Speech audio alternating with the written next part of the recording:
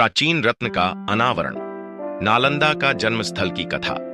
वह कहानी जो बताती है कि इस स्थल को कैसे चुना गया, संभवतः राजा शक्रादित्य और बुद्ध से उनके संबंध को उजागर करती है। प्रारंभिक विकास और ख्याति। नालंदा के एक प्रमुख बौद्ध शिक्षा केंद्र के रूप में उदय की कहानी, जिसमें गुप्त वंश का प्रभाव और प्रमुख विद्वानों की भूमिका शामिल है। अद्वितीय पाठ्यक्रम। नालंदा में पढ़ाए जाने वाले विविध विषयों का वर्णन, जिसमें बौद्ध दर्शन, तर्कशास्त्र और कला पर विशेष ध्यान दिया गया। नालंदा का स्वर्ण युग। ज्ञान और विद्वता का केंद्र, शिक्षा का शिखर। इसे एक वैश्विक शिक्षा केंद्र के रूप में मान्यता, जिसने एशिया और अन्य जगहों से विद्वानों को आकर्षित किया। नालंदा की पुस्तकालय, ग्रंथों के विशाल संग्रह और लौह स्तंभ का उल्लेख, जिसमें अनगिनत पांडुलिपियां संग्रहित थीं। प्रसिद्ध व्यक्तित्व। कुछ प्रसिद्ध विद्वानों और उनके योगदान का परिचय, जैसे नागार्जुन और धर्मकीर्ति। नालंदा का पतन और अंत। एक दुखद कहानी, बख्तियार खिलजी का आक्रमण। 12वीं सदी के इस आक्रमण का विनाशकारी प्रभाव और इसके नतीजे। एक विरासत का विनाश, पुस्तकालय का विनाश और विद्वानों का विखंडन, जिससे विश्वविद्यालय का पतन हुआ। स्थायी प्रभाव। बौद्ध विचारधारा पर नालंदा के शिक्षण का प्रभाव और बाद के विश्वविद्यालयों पर इसकी छाप। आधुनिक पुनरुत्थान। नालंदा की महिमा को फिर से खोजना, उत्खनन और संरक्षण। नालंदा के खंडहरों की खुदाई और संरक्षण के लिए आधुनिक प्रयास।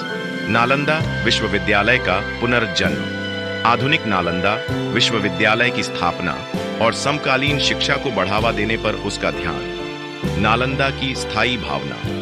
अकादमिक उत्कृष्टता और वैश्विक सहयोग की नालंदा की विरासत को याद रखना और आगे बढ़ाना। आज का नालंदा, ज्ञान और दृढ़ता का प्रतीक। आधुनिक विश्वविद्यालय। विश्वविद्यालय की वर्तमान स्थिति का प्रदर्शन, इसके शैक्षिक कार्यक्रमों और वैश्विक संपर्क को उजागर करना। आशा की किरण। भविष्य की पीढ़ियों को प्रेरित करने और उज्जवल भविष्य में योगदान देने में नालंदा की संभावनाएं। कहानी जारी है। दर्शकों को नालंदा की विरासत को और गहराई से समझने के लिए, संसाधनों और आगे पढ़ाई के लिए प्रेरित करना। प्राचीन रत्न का अनावरण। नालंदा का जन्म। नालंदा की स्थापना न केवल एक बौद्ध शिक्षा केंद्र के रूप में हुई थी, बल्कि यह भारत की समृद्ध सांस्कृतिक और बौद्धिक परंपरा का प्रतीक भी है। इसकी कहानी राजा शक्रादित्य से शुरू होती है, जिनके बारे में कहा जाता है कि उन्होंने बुद्ध के प्रति अपनी भक्ति के प्रतीक के रूप में इस स्थल की स्थापना की। बुद्ध के समय से यह क्षेत्र ध्यान और शिक्षा के लिए प्रसिद्ध था। गुप्त वंश के शासनकाल में नालंदा ने शिक्षा के क्षेत्र में अपनी नींव मजबूत की और यहाँ बौद्ध दर्शन, तर्कशास्त्र, चिकित्सा, खगोल शास्त्र और ललित कलाओं का विस्तार हुआ। अद्वितीय पाठ्यक्रम। नालंदा के पाठ्यक्रम में सिर्फ धार्मिक अध्ययन ही नहीं, बल्कि दुनियावी और व्यावहारिक विषय भी शामिल थे। यह उस समय के लिए अभूतपूर्व था।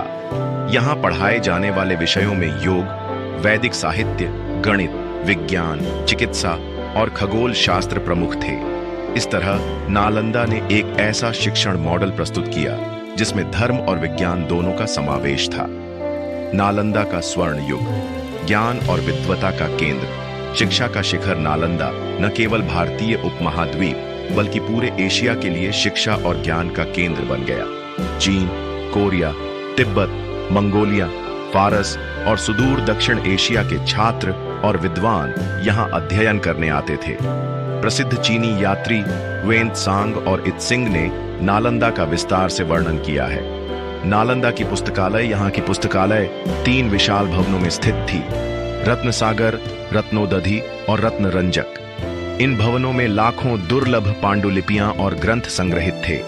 यहाँ बौद्ध धर्म से लेकर वेद, पुराण, ज्योतिष, चिकित्सा और दर्शन शास्त्र के विषयों पर सामग्री उपलब्ध थी। लौह स्तंभ नामक पुस्तकालय का अनूठा हिस्सा बौद्ध और गैर बौद्ध ग्रंथों का संग्रह था। प्रसिद्ध व्यक्तित्व। नालंदा ने महान विद्वानों को जन्म दिया, जैसे नागार्जुन, जिन्होंने बौद्ध दर्शन में मध्यमक सिद्धांत की स्थापना की, और धर्मकीर्ति, जो भारतीय तर्कशास्त्र और महायान बौद्ध दर्शन के महान प्रवर्तक थे। नालंदा का पतन और अंत। एक दुखद कहानी 12वीं शताब्दी में बख्तियार खिलजी के आक्रमण ने नालंदा की गौरवशाली परंपरा को समाप्त कर दिया। यह आक्रमण इतना क्रूर था कि पुस्तकालय की पांडुलिपियां महीनों तक जलती रहीं।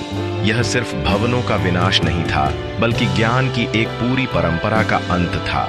स्थायी प्रभाव। हालांकि नालंदा नष्ट हो गया, लेकिन इसके विचार और शिक्षण विधियां तिब्बत, चीन और जापान में फैल गईं। यहाँ के विद्वानों ने विदेशों में जाकर बौद्ध धर्म और भारतीय संस्कृति का प्रचार किया। आधुनिक पुनरुत्थान। नालंदा की महिमा को फिर से खोजना, उत्खनन और संरक्षण। 20वीं शताब्दी में पुरातत्वविदों ने नालंदा के खंडहरों को खोजा और इसे संरक्षित करने का प्रयास शुरू किया। आज यह यूनेस्को की विश्व धरोहर स्थल है। नालंदा विश्वविद्यालय का पुनर्जन्म 2014 में आधुनिक नालंदा विश्वविद्यालय की स्थापना हुई, जो प्राचीन नालंदा की ही तरह वैश्विक शिक्षा केंद्र बनने की ओर अग्रसर है। यहाँ पर्यावरण अध्ययन, ऐतिहासिक अध्ययन और दर्शन शास्त्र जैसे विषय पढ़ाए जाते हैं। नालंदा की स्थायी भावना, नालंदा का पुनरुत्थान न केवल भारत के लिए बल्कि पूरी दुनिया के लिए एक प्रेरणा है। यह दिखाता है कि ज्ञान की शक्ति को समाप्त नहीं किया जा सकता। आज का नालंदा ज्ञान और दृढ़ता का प्रतीक। आधुनिक नालंदा विश्वविद्यालय प्राचीन परंपराओं और आधुनिक दृष्टिकोण का संगम है। यहाँ के छात्र और विद्वान वैश्विक मुद्दों पर शोध कर रहे हैं और नई संभावनाओं की तलाश कर रहे हैं। आशा की किरण। नालंदा की कहानी आज भी हमें यह सिखाती है कि शिक्षा और ज्ञान मानवता के लिए सबसे बड़ा प्रकाश है। कहानी जारी है। नालंदा की विरासत आज भी जीवित है। इसकी परंपराओं को समझने और आगे बढ़ाने के लिए इसे पढ़ने और इसे देखने की जरूरत है। यह केवल इतिहास नहीं, बल्कि भविष्य के लिए प्रेरणा है।